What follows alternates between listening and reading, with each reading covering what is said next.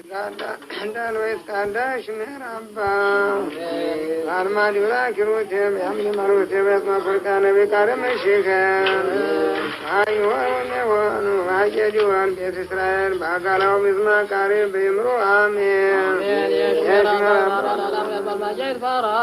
የሽመራባ መባራን አላሙን አልሚያል ማየት ባራ በይታማ ቤትፋ በይቶሚ ቤትናሴ በይታንዳ ቤታሊ ቤታዳ ሽሚያል ቅዱሻ ብሬሁ ኤላሚን እንኳን ብርሃታ ብሽራታ ልሽባታ መሕማታ ዳሚራ በእምሮ አሜን የተቃበለ ጸሎትሆን ማውትሆን ድሆን እስራኤል በቀዳማ መሆን ዲብሽማያ በእምሮ አሜን የሽላማ ራባ ምን ሽማያ በሐጅም ጦቢ ማየኑ ማልኮል እስራኤል በእምሮ አሜን ወሴሻሮም ድምረማ ሙያሴሻሞ ማልየኑ ማልኮል እስራኤል በእምሮ አሜን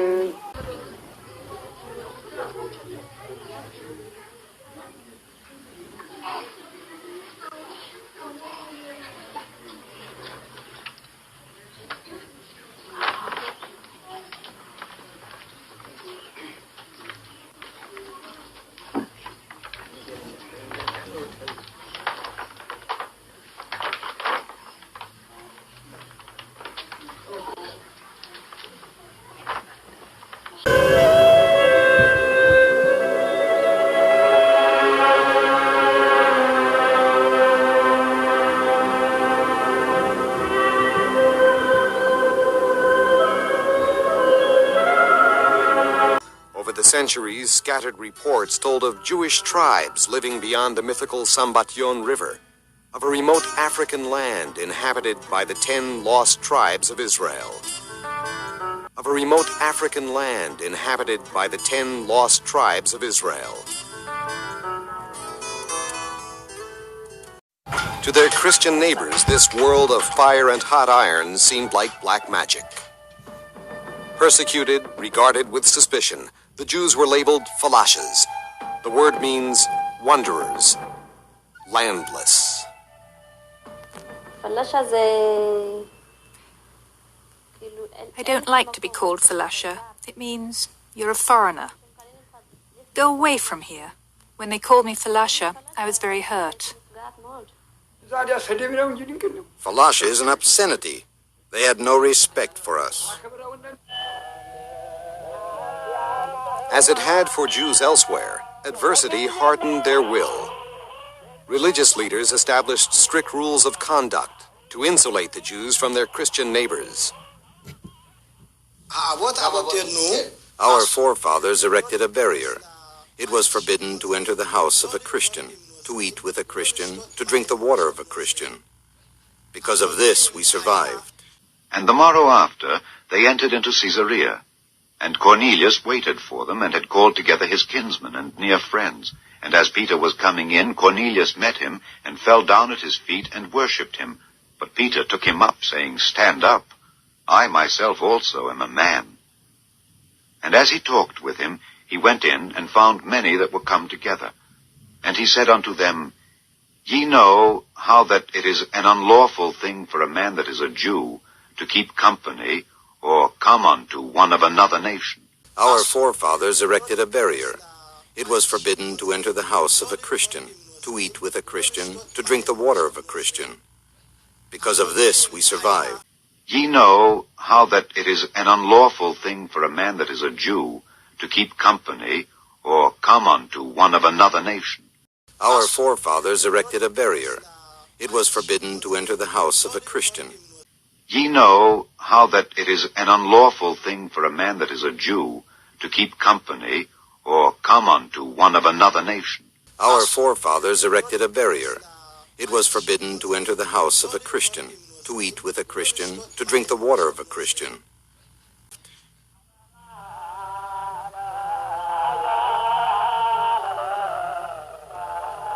The Torah, handwritten on goatskin in the ancient Gez tongue and known as the Orit, was at the heart of Ethiopian Jewish life. The Mishnah, Talmud, and other later commentaries were unknown. The Sabbath and other holidays mentioned in the Torah were strictly observed.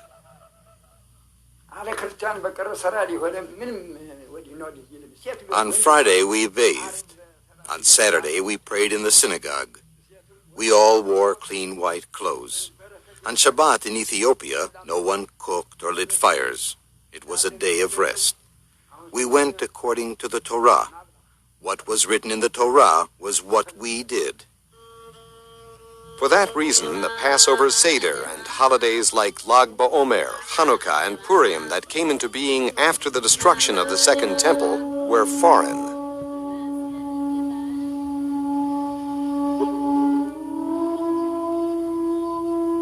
The Sigd was unique to Beta Yisrael, a time of prayer and fasting, renewing the ancient covenant forged between God and Moses at Mount Sinai.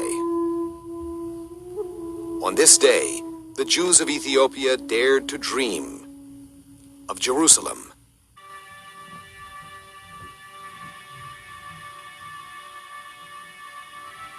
These villagers in the Simeon Mountains of the Gondar region of Ethiopia call themselves Beta Israel, the House of Israel. They are the black Jews of Ethiopia and trace their lineage to the earliest days of the Bible. When James Bruce, the 18th century Scottish explorer, encountered them for the first time, he wrote, "These are the ancient inhabitants of the mountains, who still preserve the manners and language of their ancestors. They are the only potters and masons of Abyssinia, and in this they excel greatly, and in general live better than the other Abyssinians, which in their revenge attribute to a skill in magic." To this day, the Ethiopian Jews are reputed by their superstitious neighbors to possess supernatural powers.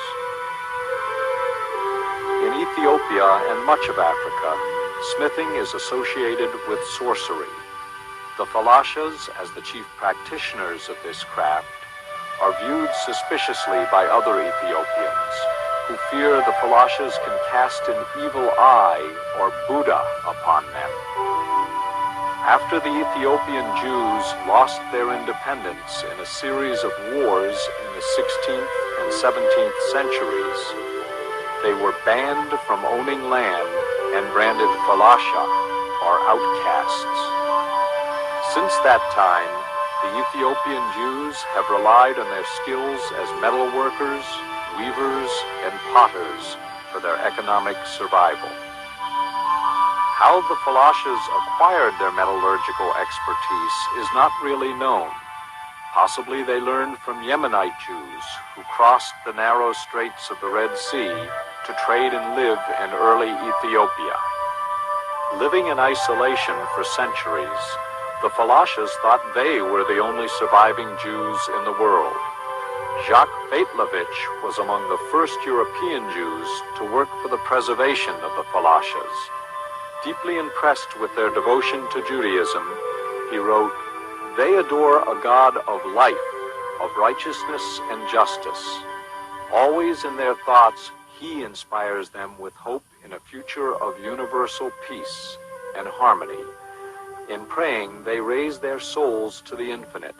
They ask God to make Zion resplendent and to bring them back to Israel, their cherished country."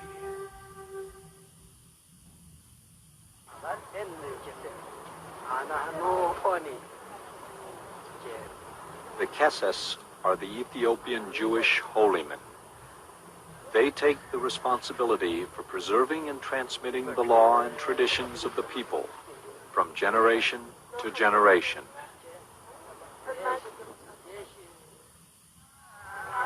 When the famous Jewish scholar Halevi made his epic journey to Ethiopia in the 1860s, he was astounded to find that the Ethiopian Jews had maintained the Jewish lunar calendar precisely throughout the centuries, and that their religious observances coincided exactly with the religious holidays held by Jews around the world.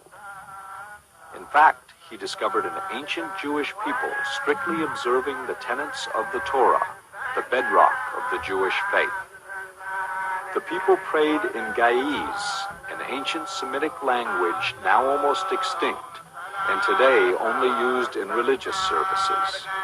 In this rare film clip, The Kessis are leading the people in the observance of the Seged, a Jewish Ethiopian holiday that commemorates the works of Ezra, the scribe priest who read the law to the Jews after the end of the first exile. Ezra admonished the Jews to obey and understand the laws of Moses faithfully. Ethiopian Jews believe that angels accompany man into the hereafter. The angel of light records man's good deeds. The angel of darkness, his bad ones.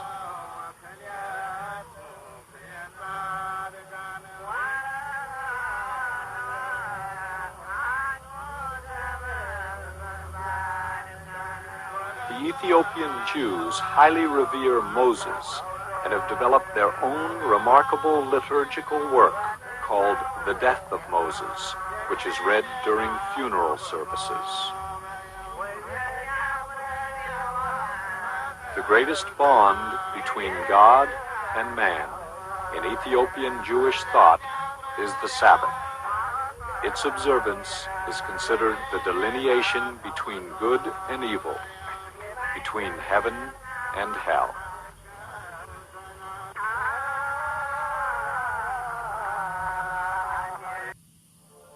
Another account of Ethiopian Jewry's genesis begins in the cataclysmic days of the prophet Jeremiah during the last years of Solomon's temple in Jerusalem.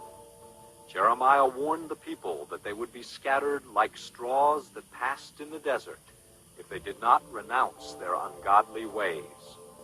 King Zedekiah ignored Jeremiah's warning to not resist the strength of Babylon. Jeremiah was placed in a pit and left to die at the king's order. Ironically, Jeremiah was saved by the king's Ethiopian retainer, Ebed-Melech. King Zedekiah mounted his ill-advised revolt against Babylon, and Nebuchadnezzar himself led the Babylonian army that sacked Jerusalem and took the Jews into exile. The Bible tells us that all the nobles, blacksmiths, and metalworkers, 10,000 people in all, were led off from Jerusalem, and that only the poorest people were left behind. Further, the Babylonians despoiled the temple and killed the high priests, Sariah and Zephaniah. King Zedekiah was blinded and put in chains, and in that way, Judah was deported from its land. And there, by the rivers of Babylon, the people wept when they remembered Zion. The Bible further speaks of the poor Jews that were left behind in Judah. Many of them fled to Egypt. It is thought that some of these Jews continued their journey far down the reaches of the Nile, where they came to the island of Elephantine, to a place called the City of Ivories. It is documented in the Elephantine papyri that the Jews developed a remarkable trading relationship with the land of Ethiopia.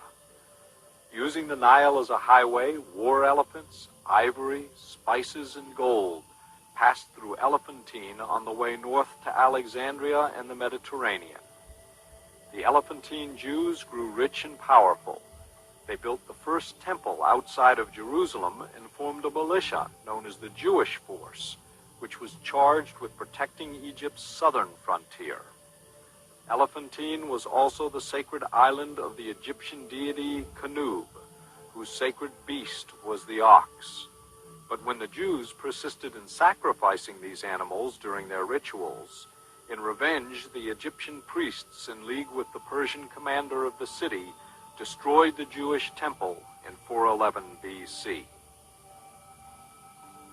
After the decline of Elephantine, it is theorized that the Jewish community followed the well-known trade route down the Blue Nile. A Falashas spiritual leader said in the 1860s that, "We came after Jeremiah, we came by Sennar, and from there to Axum." In the 9th century, Eldad Hadani, the fabled Jewish traveler, reported a powerful Jewish nation existed in Africa. He said the kingdom had been founded by the tribe of Dan. The kingdom was reportedly surrounded by the mystical Sambachan River, which rolled sand and stone during the week, but was surrounded by fire during the Sabbath.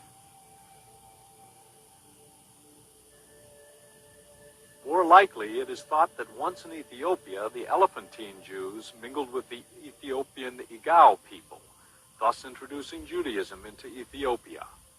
The Ethiopians had been worshipping a multitude of pagan gods, and the introduction of Jewish monotheism made a tremendous impact on the country's religious life. The people became well acquainted with the Jewish Bible, which later became the model for the Ethiopian royal chronicles, The Glory of Kings.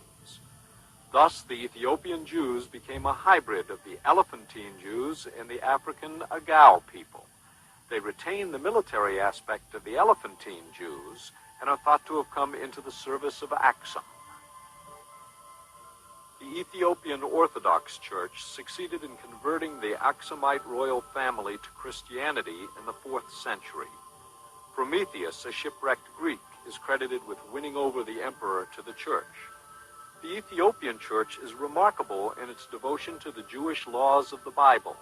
The strict observance of the dietary laws, the practice of circumcision, and the keeping of the Sabbath are examples of the Jewish traditions it maintains. Ethiopian history generally acknowledges that Ethiopia was a Jewish country before its conversion to Christianity. For centuries, its royal dynasty traced its bloodline directly to King Solomon and his son Menelik, who had brought the true Ark of the Covenant to Ethiopia from Jerusalem.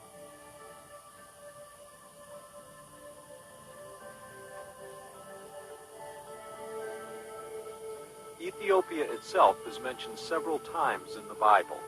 Moses journeyed there when, as son of Pharaoh, he subdued the Ethiopians. And Ebed-melech, the Ethiopian, saved Jeremiah from the pit. In the 15th century, Abba Sega, the son of an Ethiopian emperor, converted to Judaism and proceeded to reform Falasha ritual and prayer.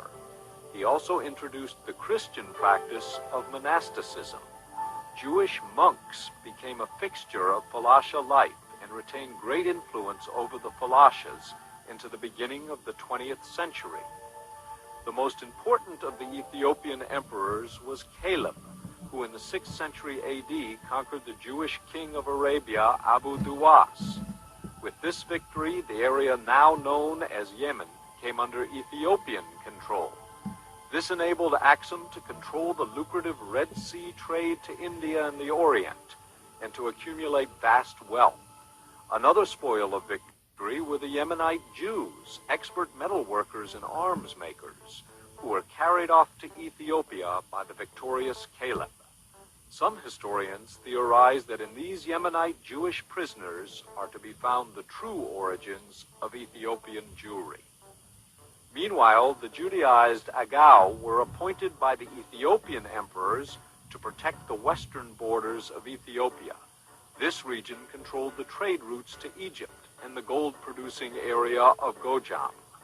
Later, chafing under the Aksumite kings and gaining strength from their strategic position, the Falashas rose up under the rule of a beautiful Jewish queen named Judith, and aware of Axum's own weakened state, Judith's army entered and destroyed the city of Axum. An ancient Ethiopian manuscript gives this account of her victory.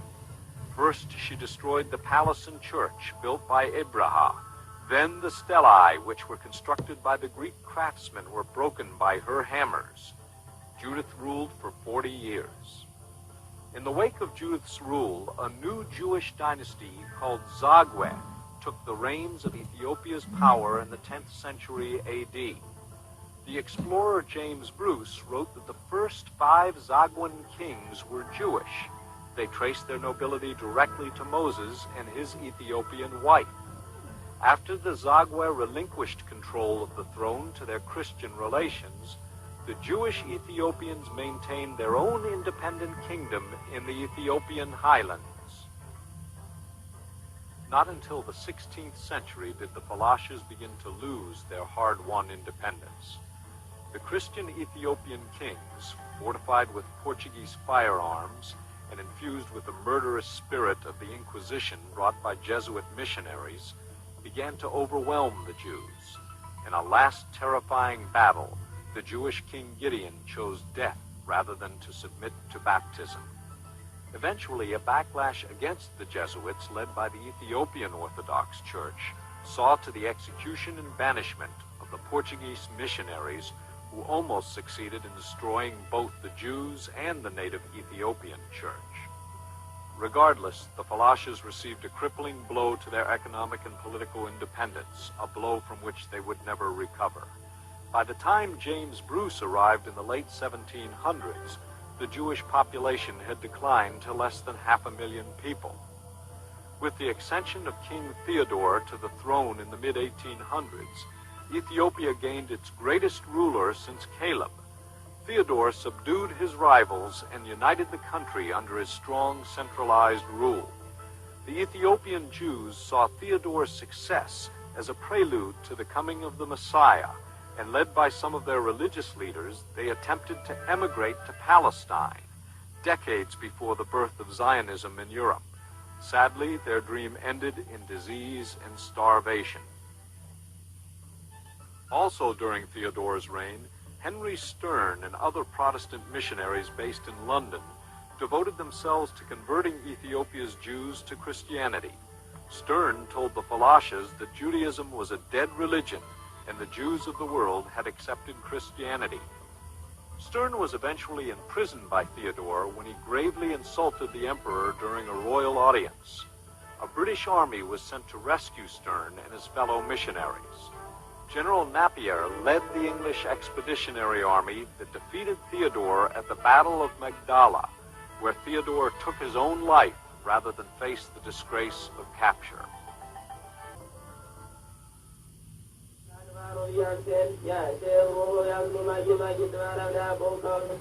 The war seriously disrupted the fabric of Ethiopian Jewish life.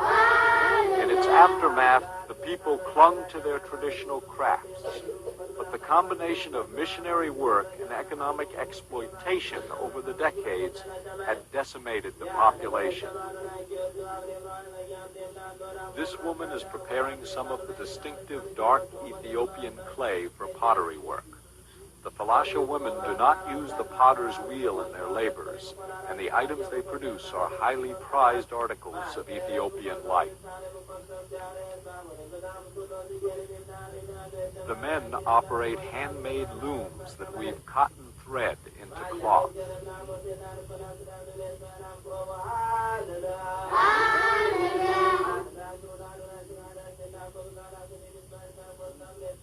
These women are demonstrating the age-old technique of spinning cotton fiber into thread. The shama is the traditional garb of all Ethiopians.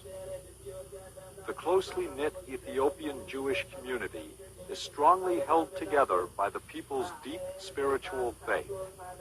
Throughout the centuries, they have steadfastly defended the religion of their ancestors and have strictly observed the commandments of the Torah.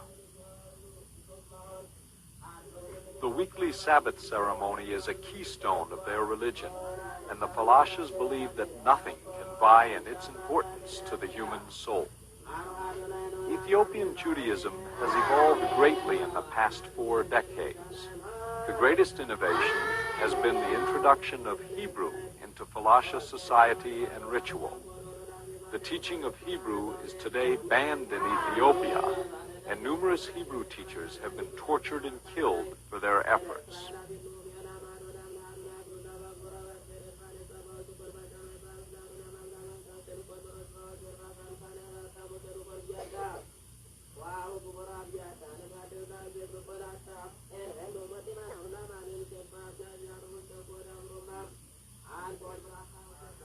These kesses are chanting Laho Daudi, let us receive the Sabbath. The intonation is Ethiopian, but the words are in Hebrew.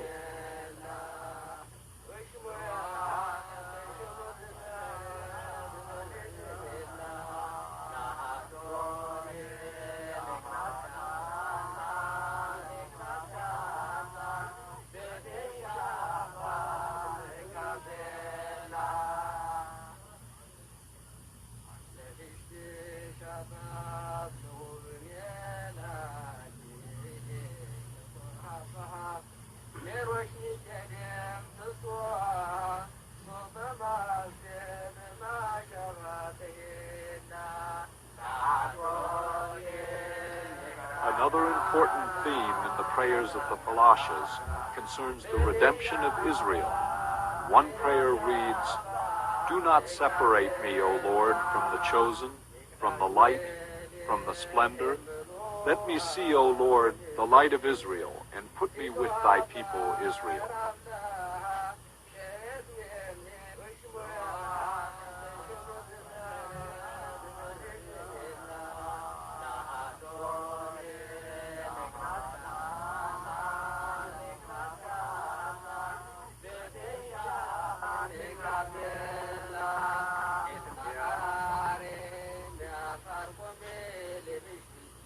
Over the centuries, scattered reports told of Jewish tribes living beyond the mythical Sambatyon River, of a remote African land inhabited by the 10 lost tribes of Israel.